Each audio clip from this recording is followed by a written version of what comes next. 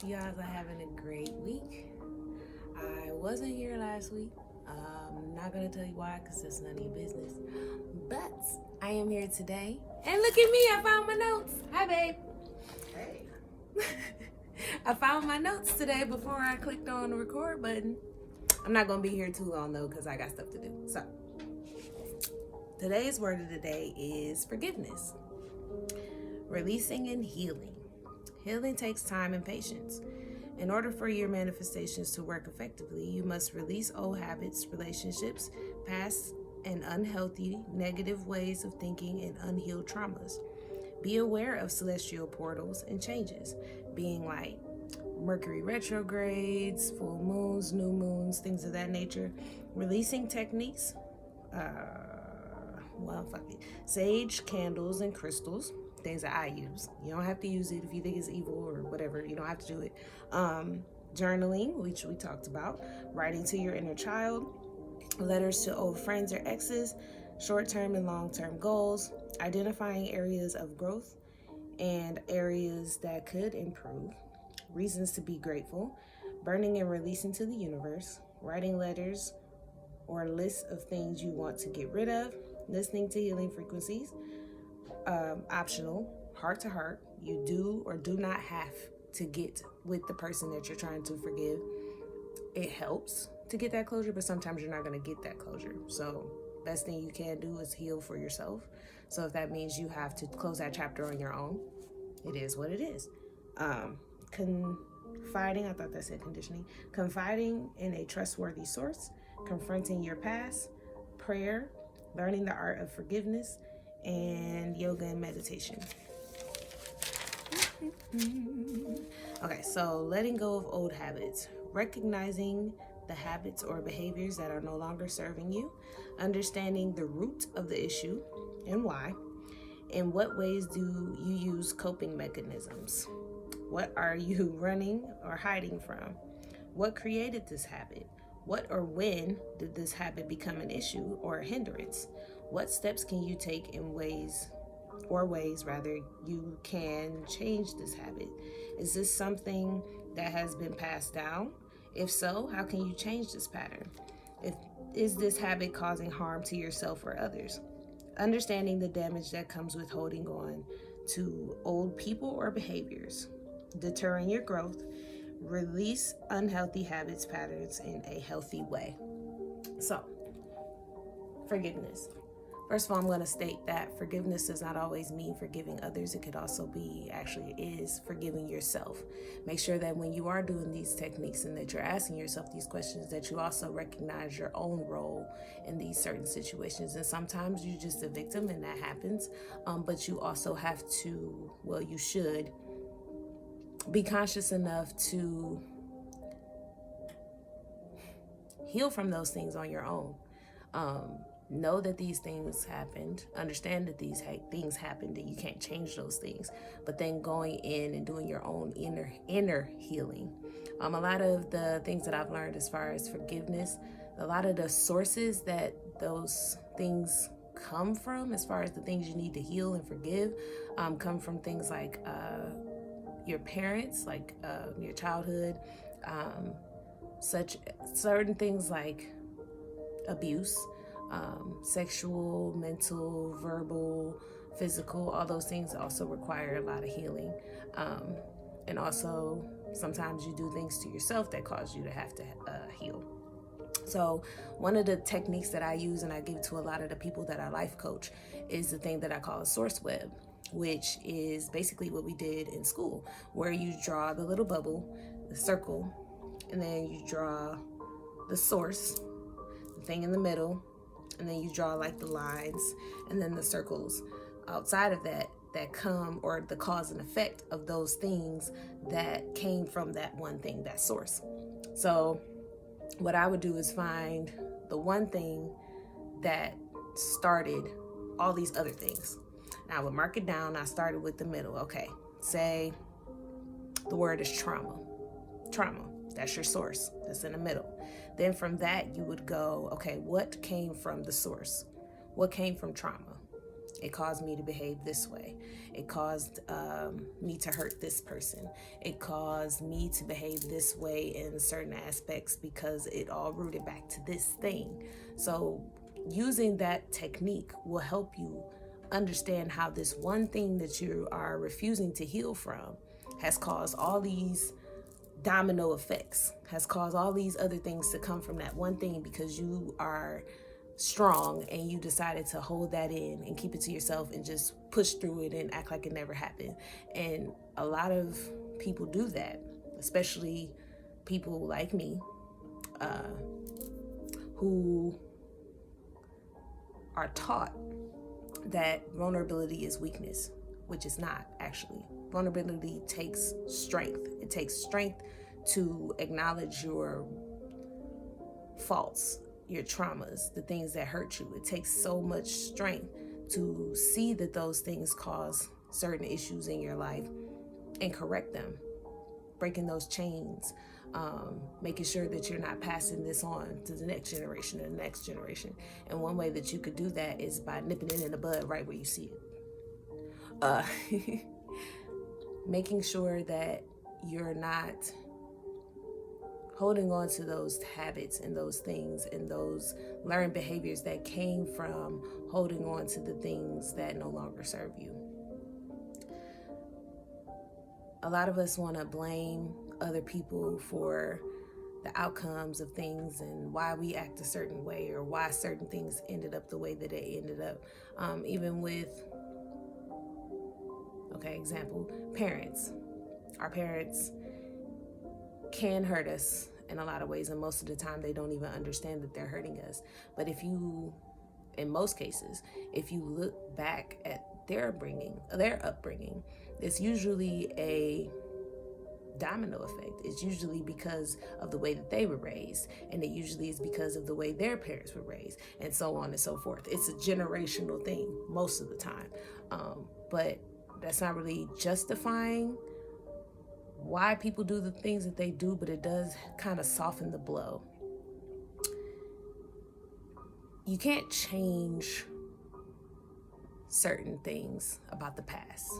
Yes, the past can hurt, but you can either learn from it or so it's a matter of strength in yourself, believing in yourself, finding the courage to not just push those things back, push those things down in the bottom and, just bury them in the background and say, oh, forget it. I just decided to get over it. And in a way, it helps temporarily, but in the long run, it's going to keep hurting you.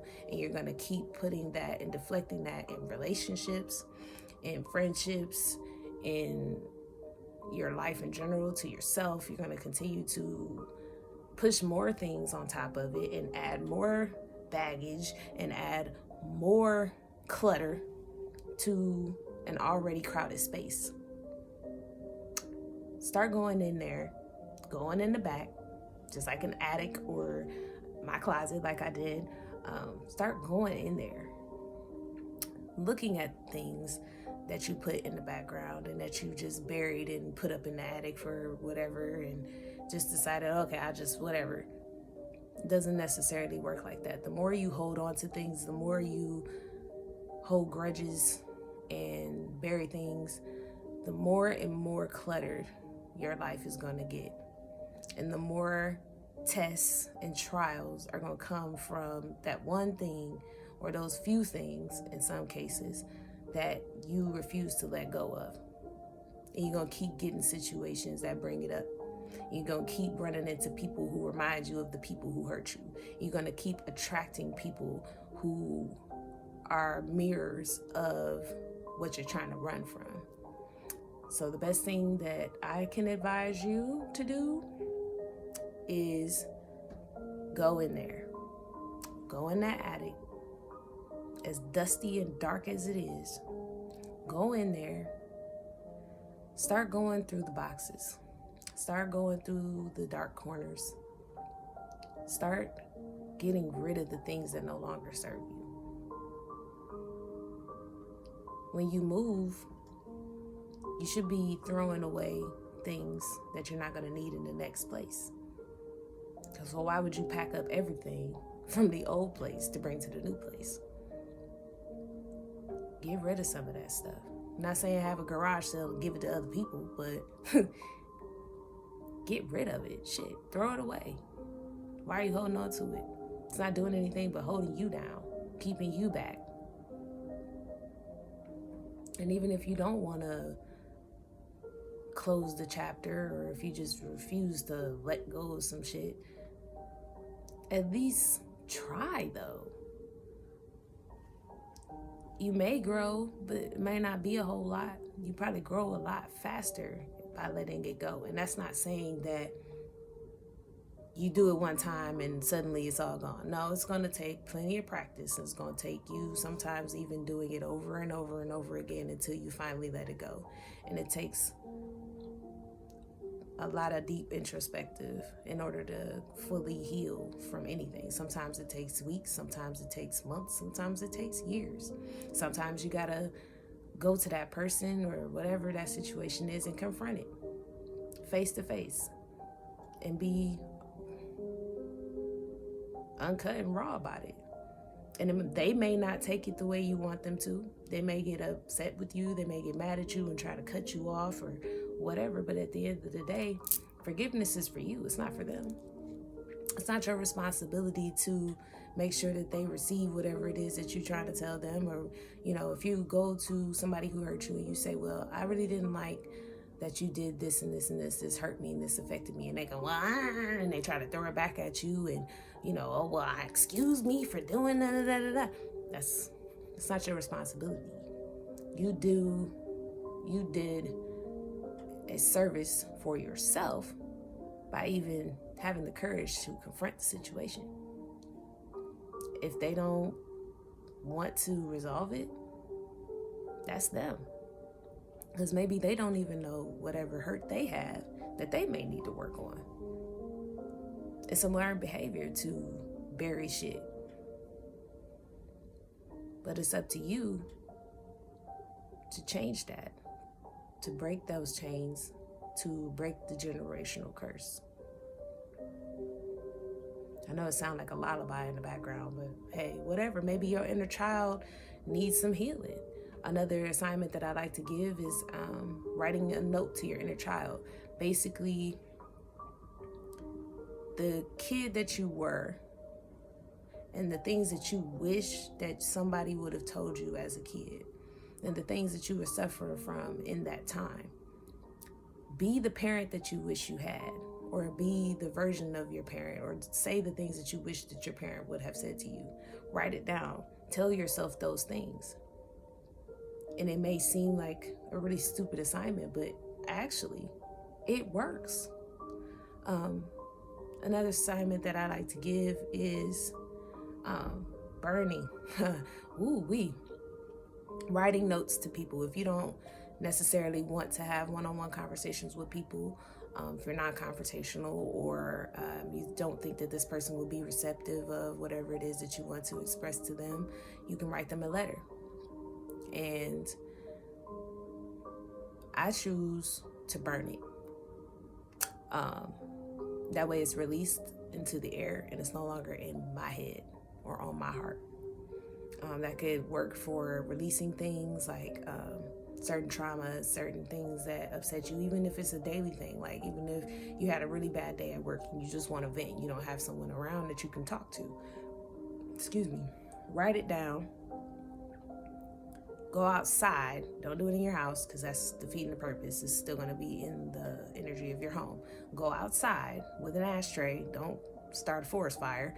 And burn the letter. After you read it to yourself aloud, I like to put my hand on my heart so that I can feel what I'm saying in my heart. And then burn the letter. And if you do it genuinely, you will literally feel the energy of whatever it is that you're releasing evaporating. It'll burn with the paper. And it seems like it wouldn't do anything, but only if you don't believe it. If you believe that this is going to work, if you believe that what you're doing has a purpose, then it will have a purpose. Even if you got to do it 2,000-3,000 times, keep doing it. Be dedicated to your own healing. If you need someone to talk to, I'm always here. If you know me personally, I am always, well, not always, I'm most of the time pretty open to listening. Very good listener. Sometimes I will put myself first and choose to be in my own space, but I will at least tell you, not right now, it's not a good time. But if you do know me personally, send me a DM, send me a Snapchat, send me a Facebook message or whatever. Like, I don't have Instagram, but if you need somebody to talk to, I will be here for you. It may not be right at the moment sometimes, depending on your timing, but I will do my best to be there for you. Just shoot me a text and say, hey, Bree, I just need somebody to listen to me real quick. And I will listen to you, and I will try to help you if I can, if you want the help. Sometimes people don't want solutions. Sometimes people just want to vent. And I'm a good journal. Shit, just call me and say, hey, Bree, listen to me real quick. I need to vent. And I will listen to you. Even if you don't know me personally and you feel comfortable enough to want to vent to me, if I don't know you, that's even better, because then I can't judge you. But write me a message down below and I'll send you my email address or whatever, and we can find some kind of way to communicate. But don't just hold shit in. It's a long story short. It's not healthy. And it doesn't solve anything. Because eventually it's going to come up. Eventually everything's going to blow up. Eventually you're going to have a breaking point. No matter how strong you are. So the best thing that you can do for yourself and the people after you, and sometimes even the people before you, is do your own healing. It's hard as fuck, but it helps. It definitely helps. And you'd be surprised how different you feel once you decide to do that. But that's pretty much all the time I have for today. I appreciate the subscribers that I do have, and I appreciate the people who have been listening and spreading the word, and I will continue to do this for you all. This is one of my shorter videos, but I feel like I got the message across. So I hope that you all have a wonderful day, and I will be seeing you all later. Thank you. Bye.